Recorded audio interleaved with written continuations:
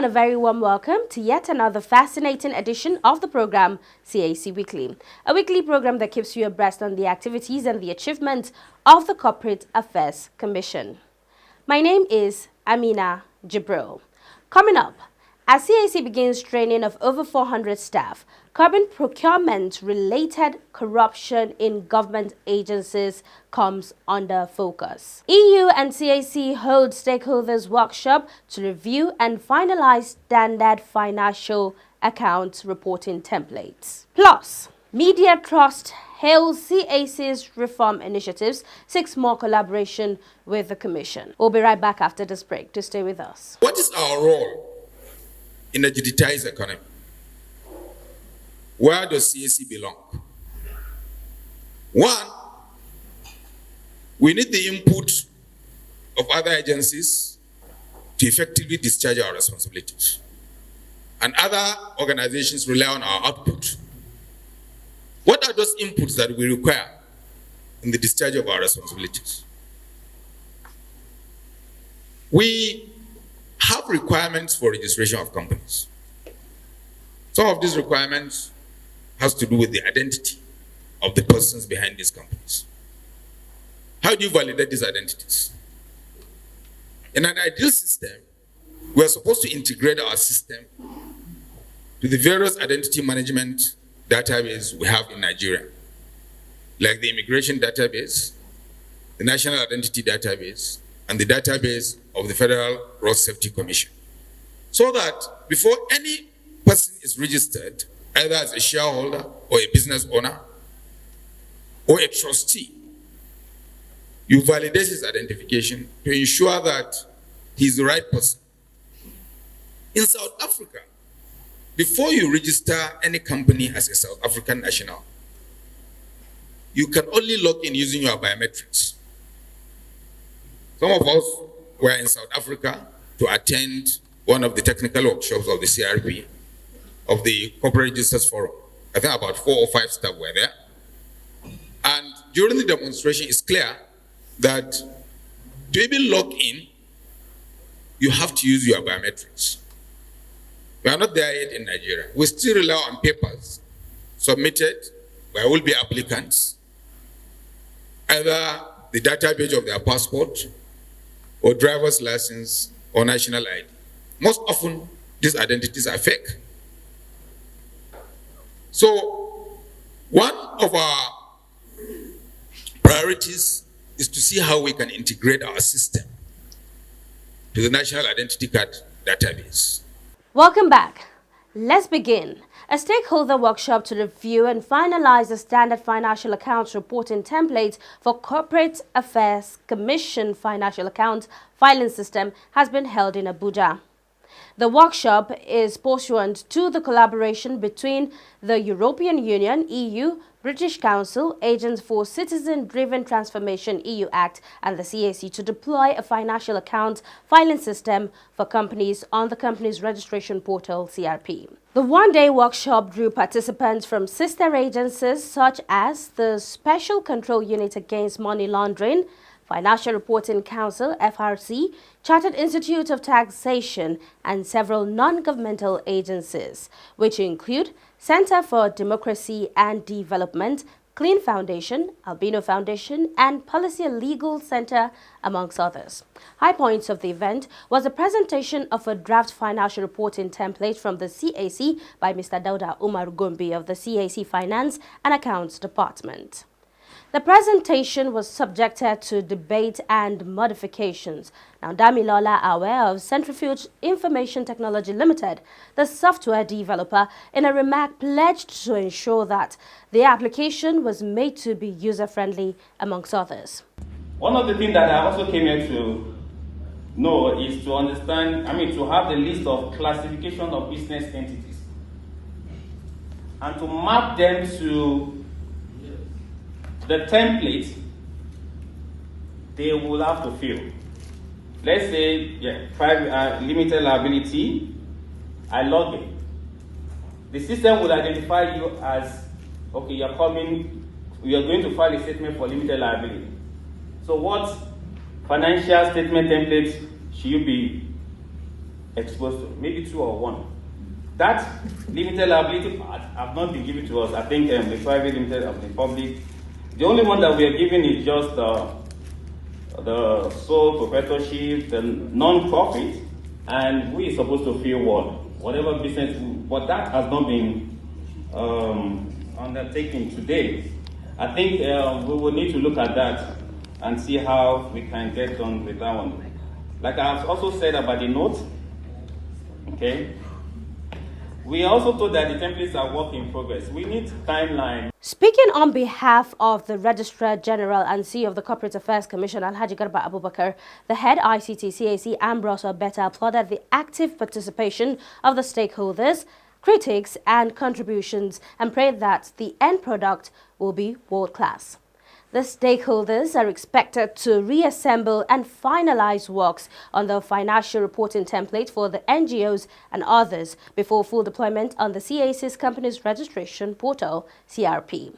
Now, it would be recalled that the Corporate Affairs Commission commenced the implementation of the CAMA 2020 on 3rd January 2021. Shortly after the commencement of the implementation, the CAC in January 2021 signed a Memorandum of Understanding with the Citizen-Driven Transformation EU Act to further complement the efforts of the Commission towards achieving full implementation of the CAMA 2020.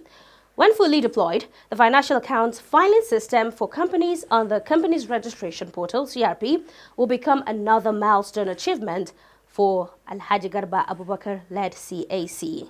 Now, moving on to anti-corruption matters. In a bid to further support the present administration's fight against corruption, the Corporate Affairs Commission, CAC, has held a 3-day training workshop for its executive staff in Nasarawa State. The 3-day workshop also aimed at capacity building and was tagged Overview of Public Procurement Act 2007, Processes and Procedures for Goods, Works and Services, Contract Management and Dispute Resolution, Measures for Curbing Procurement-Related Corruption in Government Establishments. Some of the beneficiaries of the training program for the executive who spoke to CAC Weekly described their experiences as worthwhile and therefore commended the Registrar General Alhaji Garba Abubakar for prioritizing the training. On his part, the Registrar General Alhaji Garba Abubakar reiterated his commitment to ensuring training and retraining of CAC staff and commended the participants for their exemplary conduct during the training. Some participants spoke to CAC Weekly. It has actually depicted to me what the Procurement Act is all about, the 2007 Procurement Act. It has shown to us the framework of the Procurement Act, what it entails, how it was derived, and what we are supposed to have, to know, to have at the back of our minds when we are procuring in an organization. The different charters that can approve procurement and the intricacies involved in procuring an organization. Oh, indeed, the facilitator is very, very, very well experienced in the procurement process.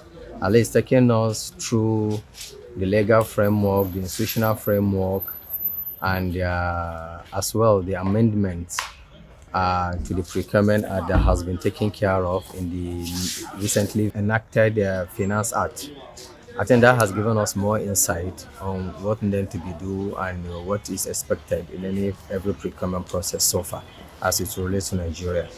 Indeed, CAC has always been a law-abiding institution, and whatever the Commission does, it is done within the legal framework. So indeed, it is well that we come here to know the new provisions as affect the amendment of the Public Procurement Act 2007 that has been taken into the Finance Act 2021 or 2020. So I think CAC is always, and that is the reason why we are coming here to get ourselves abreast. Our impression is that the details, the basic fundamentals of the Public Procurement Act has been presented to us, and the instructor is quite conversant and competent in all aspects with his background as a consultant and even part of those that put together the public procurement document from inception. He has quite in-depth knowledge of the Public Procurement Act, which he has impacted on the participants as a whole. Yes, it will be to go back to the organization at the level we are, which is the executive level of monitoring or implementing the public procurement processes and in our establishment. It will be for us to go and put into practice what we have learned or what is in the law, so that we don't run foul of the act at any point in time, because we are always involved in procuring one item or the other, and the decision making is mainly at the executive level where we are. So it will be to our own advantage and interest to avail ourselves of the content and practices of the Public Procurement Act. Mr. Abdul Mamman of Chartered Housing Consulting, organizer of the workshop, also bears his mind on the training. Yes, one of the fundamental issues that led to this has to do with the issue of procurement reform in the country. And since 2007, a law was enacted by the federal government to take charge of its own procurement, which has to do with government expenditure. Then the pattern has to do with spend management efficiency.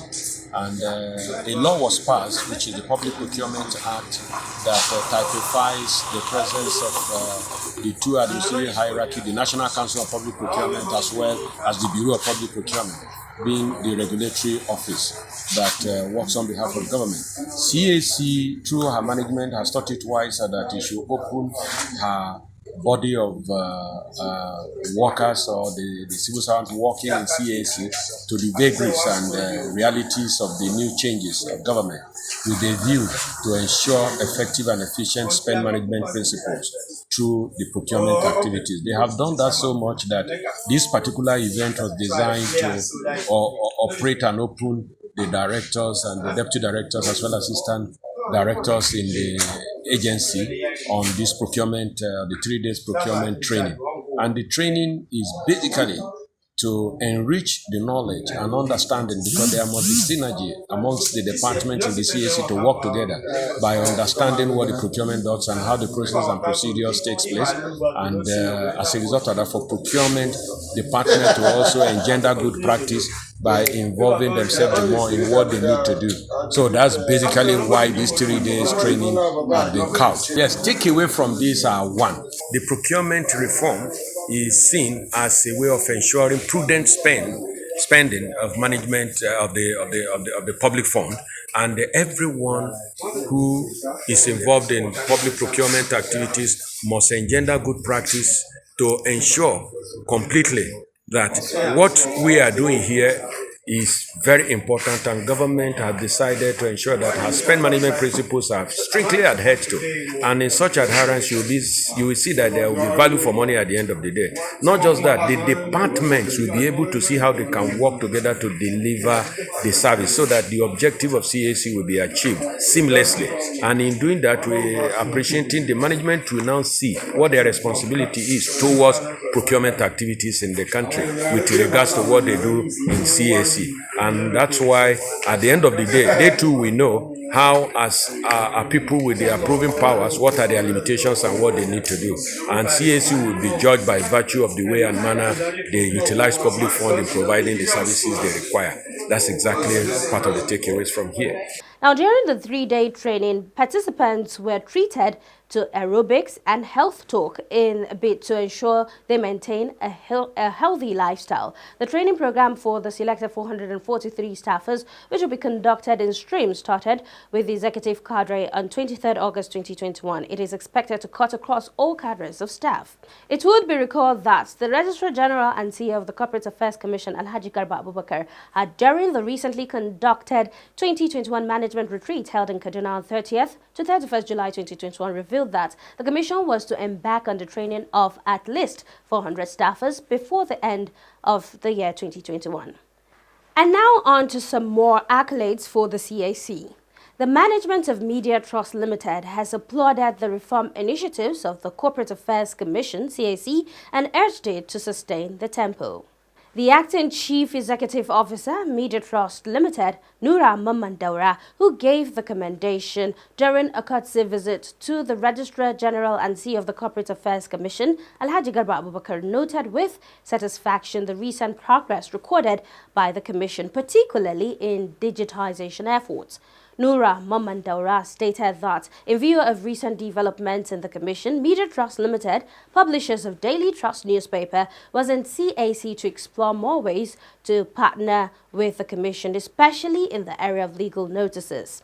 Also speaking, Ahmed Shekarau, General Manager, Business and Strategy, maintained that the proposed partnership would, amongst others, minimize the cost of publications as well as simplify the process, particularly for those doing business with the CAC. My colleagues, and also a follow-up to the previous visit, which the main substance of the visit as at then was our complaint and request on the business aspect, which was the issue of the legal notices, if you recall, sir, that the former CEO raised, that was giving us some form of concern, because we feel it's something that is done in good faith for the good of the public and even for the good of those that the notices are aimed at.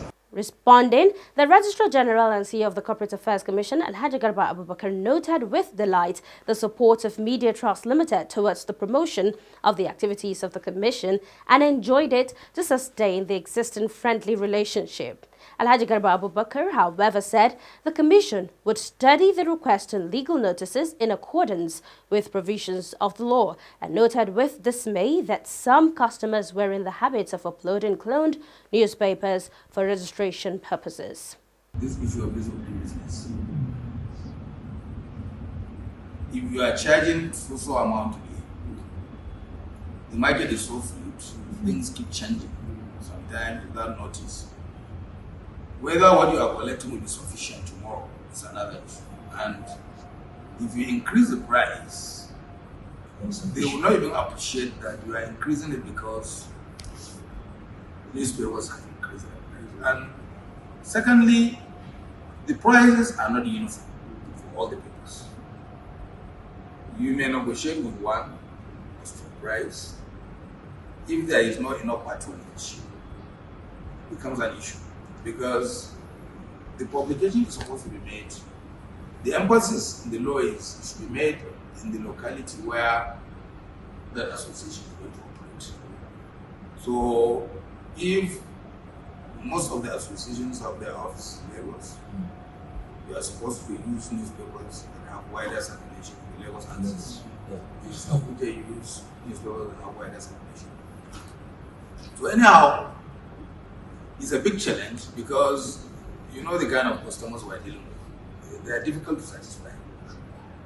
Still, even the policy that anybody can use registration directly, lawyers are still dominating. And every issue to them ignites reaction, no matter how well intentioned. Everyone knows what we went through when we introduced mailing system for the good of everybody. He used the forum to reiterate his commitment towards improving the Commission's service delivery in accordance with global best practices. Accompanied on the visit was Ahmed Shekarau, General Manager, Business and Strategy, and Kabiru Bala, Company Secretary, Legal Advisor. Visit pre.cac.gov.ng to start your business registration or post.cac.gov.ng to begin your post-incorporation filings. Business name registration. Now that we have reserved the name, let's now proceed to register the business. Step 1. On your dashboard, click on the Reserve panel. This would bring up your approval history. Step 2. Click on the Start Registration button beside your approved name. Step 3. Under Business Details, enter your business details and click on Save and Continue. Step 4. Under Particulars of Proprietors, enter the particulars of each proprietor and click on Add Particulars of Proprietor button, then click on Save and Continue. Step 5. Under nature of business, enter the nature of business and describe the business by filling in the other nature of business description box and click Add Nature of Business button to add, then click the Save and Continue button to proceed. Ensure you fill in all fields marked with a red asterisk. Step 6. On the document upload, scan the means of identification you chose in Step 4 and upload it by clicking the Upload button. Upload the scanned versions of your signature and passport photograph. Click on Save and Continue to preview your entries. Step 7. When you have verified your entries, click on Proceed to Payment to pay for your registration. Remember to remain on the remitter page after you have received a confirmation of payment. You will be automatically redirected to your dashboard where you can download your receipt. When your registration has been approved, your certificate will be automatically generated on your registered panel where you can download and print it. Phase 3, Part 2, Company Registration. To begin, reserve the company name that you intend to register and then proceed to click on Start Registration to begin. Step 1. Enter the details of the company. Click on Save and Continue. Step 2. Add the objects of the company. Click on Save and Continue. Step 3. On the Articles of Association, you can either create your own Articles of Association or simply adopt the default Articles of Association provided. You can also edit each part of the default Articles of Association to fit your company's purpose. Click on Save and Continue. Step 4. On the Directors, enter the details of at least one director. If you want to hide your residential address from public record, click on the Hide Residential Address from Public Record toggle button. Click on Save and Continue. Step 5. On the Secretary, this requirement is optional for small companies and you may skip the step by clicking on the Click Here link button to proceed. However, if you wish to add a secretary, click on the Add Secretary button, enter the details of the secretary, and click on Save and Continue. Step 6. Under Statement of Issued Share Capital, add the share details and enter details of proprietor and click on Save and Continue. Note, you must allot the entire issued share capital. Step 7. On the Persons with Significant Control, enter the particulars of the person with significant control of the company. Step 8. On the Statement of Compliance, if you are an applicant or an accredited agent other than a legal practitioner, fill in your details and click on Save and Continue, or you can skip this step. On the Document Upload, scan and upload all the documents labeled Yes under the If Required column, and where the documents labeled Optional applies to you, please scan and upload to avoid a query on your application. Click on Save and Continue to preview. Step 9. Preview your entries and if satisfied, click on the Proceed to Payment in order to make payment.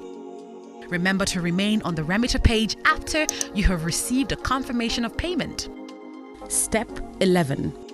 After payment, you will be redirected to your dashboard where you will make payment for your stamp duty. After making payment, your application will enter the pending panel on your dashboard under registration. When your registration has been approved, your certificate will be automatically generated on your registered panel where you can download and print it. And that's how we draw the curtain on this week's edition of the program CAC Weekly. We do hope you enjoyed watching. For comments and inquiries, please take advantage of our social media handles and our helplines. On Instagram and Facebook, it is Corporate Affairs Commission. Our email is cservice@cac.gov.ng. You could visit our website at www.cac.gov.ng. And our helplines are on the numbers 081-822-99016 or 081-822-98971, 090-874-01598 or 090-874-01599 and 090-874-01600. Do join us next week for another interesting edition of the program. Same time, same station. From me, Amina Jabril, and the whole team here, it is bye for now.